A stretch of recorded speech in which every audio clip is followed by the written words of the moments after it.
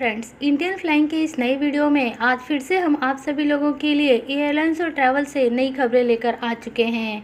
यदि आप एयरलाइन से ट्रैवल करने वाले हैं या फिर एविएशन की न्यूज़ से खुद को अपडेट रखना चाहते हैं तो इस न्यूज़ को आप पूरा जरूर देखें। सबसे पहली खबर यहां पर बांग्लादेश से आ रही है। आपको बता दें कि बांग्लादेश की सरकार ने अपनी अंतर्राष्ट्रीय उड़ानों को भारत के साथ बंद कर दिया है। ये लेटेस्ट खबर आज ही आई है जो हम आपको बता रहे हैं कि आज से बांग्लादेश की सरकार अंतर्राष्ट्रीय उड़ानों के ऊपर प्रतिबंध लगा रही है। ये सच में उन लोगों के लिए बुरी खबर है जो लोग सऊदी अरेबिया बांग्लादेश से होकर जाने वाले थे। ये सच में उन लोगों के लिए बुरी खबर है जिन लोगों ने पहले से ही बांग्लादेश के लिए अपनी टिकट की बुकिंग करा रखी थी, लेकिन अब वो लोग बांग्लादेश से सऊदी अरेबिया के लिए ट्रैवल नहीं कर सकेंगे। बांग्लादेश और भारत के बीच में एयर बबल्स एग्रीमेंट साइन था। इसके बावजूद भी बांग्लादेश की सरकार ने अपनी फ्लाइटों को भारत के साथ बंद कर दिया है। बांग्लादेश की सरकार को ऐसा फैसला इसलिए लेना पड़ा है क्योंकि इस समय बांग्लादेश में काफ़ी ज़्यादा कोरोना के केसेस रिपोर्ट किए जा रहे हैं। बांग्लादेश में पिछले 2 से 3 दिनों में कोरोना वायरस से मरने वाले लोगों की संख्या में काफ़ी बढ़ोतरी हुई है। इसी को देखते हुए ही बांग्लादेश की सरकार ने ये फैसला लिया है। आगे बढ़ते हैं और अगली खबर यहाँ पर यूके जाने वाले पैसेंजर्स को लेकर आ रही है। यूके की सरकार यहाँ पर दुनिया के सभी देशों को 3 कैटेगरी में डिस्ट्रीब्यूट करेगी, जिसमें कि पहली कैटेगरी यहाँ पर ग्रीन लिस्ट वालों की होगी, दूसरी कैटेगरी यहाँ पर एम्बर कलर होगा और तीसरी यहाँ पर रेड लिस्ट वाली होगी।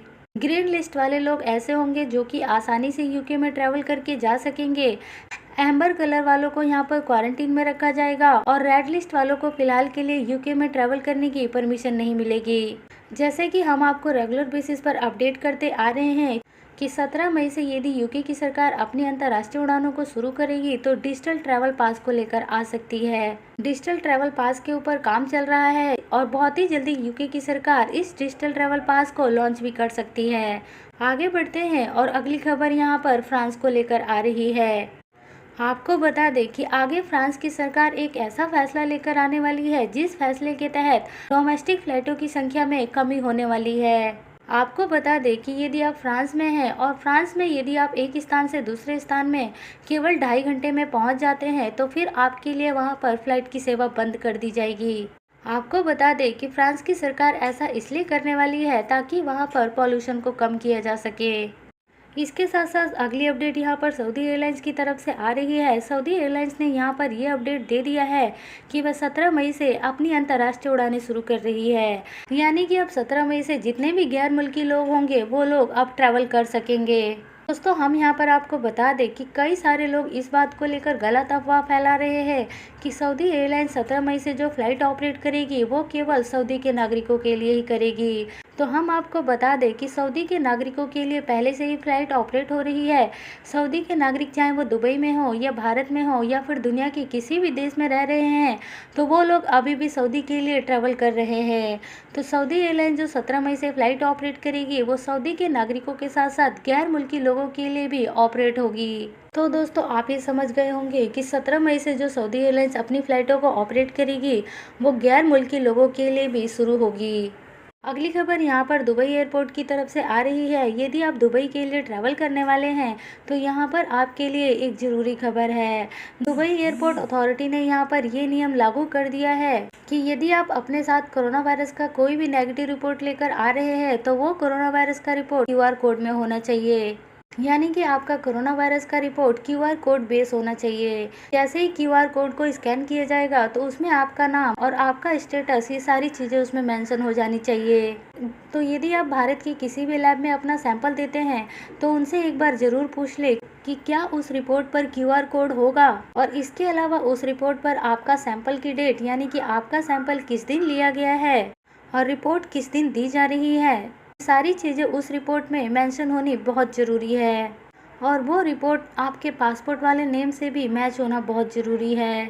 तो दोस्तों, यदि आप दुबई के लिए ट्रैवल करने वाले हैं तो ये कुछ ज़रूरी बातें थी जिनको कि आपको ध्यान रखना है। और साथ ही साथ आपको ये बात भी बता दें कि यदि आप कोरोना वायरस का रिपोर्ट किसी भी लैब से करवाते हैं तो वो लैब ICMR अप्रूव्ड होना चाहिए। तो ही यहाँ पर एयरलाइंस कंपनी या फिर दुबई के एयरपोर्ट अधिकारी उस रिपोर्ट को मान्यता देंगे। इसके साथ साथ अगली खबर यहाँ पर एयर बबल्स एग्रीमेंट को लेकर जानकारी दे देते हैं। हरदीप सिंह पुरी और बाकी मंत्री भी रेगुलर बेसिस पर ट्विटर पर इस बात की अपडेट देते रहते हैं। भारत सरकार ने नए एयर बबल्स के तहत उड़ानों को चालू कर लिया है और अभी हाल ही में भारत सरकार ने श्रीलंका के साथ भी एयर बबल शुरू किया हुआ है और दोनों देशों के बीच में इस समय फ्लाइट सेवा भी शुरू है। लेकिन आपको बता दें कि इन 28 देशों में कई सारे देश ऐसे हो चुके हैं जिन्होंने भारत के साथ अपनी अंतर्राष्ट्रीय उड़ानों को बंद कर दिया है, जिसमें कि पहला देश इसमें शामिल है ओमान, कुवैत और अब इस लिस्ट में बांग्लादेश का नाम भी शामिल हो चुका है। यानी कि भारत सरकार जिन 28 देशों के नाम अब बता रही है वो 28 देश ना होकर अब वो कम हो चुके हैं, क्योंकि नए नियमों के तहत और बढ़ते हुए कोरोना वायरस के चलते कई सारे देशों ने भारत के साथ अपनी उड़ानों को बंद कर दिया है। अगली खबर यहाँ पर एयर इंडिया से आ रही है। आपको बता दें कि एयर इंडिया रशिया के लिए अपनी नई फ्लाइट सेवा शुरू कर रही है। रशिया के लिए ये नई फ्लाइट गोवा एयरपोर्ट से शुरू हो रही है, जो कि रशिया के मॉस्को एयरपोर्ट पर लैंड करेगी। ये नई फ्लाइट सेवा 14 अप्रैल से चालू हो जाएगी। तो जिन लोगों को भी रशिया के लिए ट्रैवल करना है वो एयर इंडिया की वेबसाइट से, एयर इंडिया के कॉल सेंटर से या फिर ट्रैवल एजेंट के माध्यम से अपने टिकट की बुकिंग करके रशिया के लिए ट्रैवल कर सकते हैं। दोस्तों अगली खबर यहाँ पर फिलीपींस से ले लेते हैं। आपको बता दें कि फिलीपींस की सरकार अब बहुत ही जल्दी अंतर्राष्ट्रीय उड़ानों के ऊपर लगे हुए प्रतिबंध को कम करने वाली है। इसको लेकर सोमवार यानी कि आज फैसला लिया जा सकता है कि कौन कौन से नियमों में बदलाव किया जाएगा जिससे कि फिलीपींस में अंतर्राष्ट्रीय उड़ानें चालू हो सके। आपको बता दें कि अभी भी फिलीपींस और भारत के बीच में सीधी उड़ानें ऑपरेट नहीं हो रही हैं और जिन लोगों को भी फिलीपींस के लिए ट्रैवल करना है वो लोग दुबई के रास्ते ही फिलीपींस के लिए जा रहे हैं। इसके अलावा आपको बता दें कि भारत की एम्बेसी जो कि फिलीपींस में है वो भी अपनी काउंसलर सर्विस को 12 अप्रैल से शुरू कर रही है।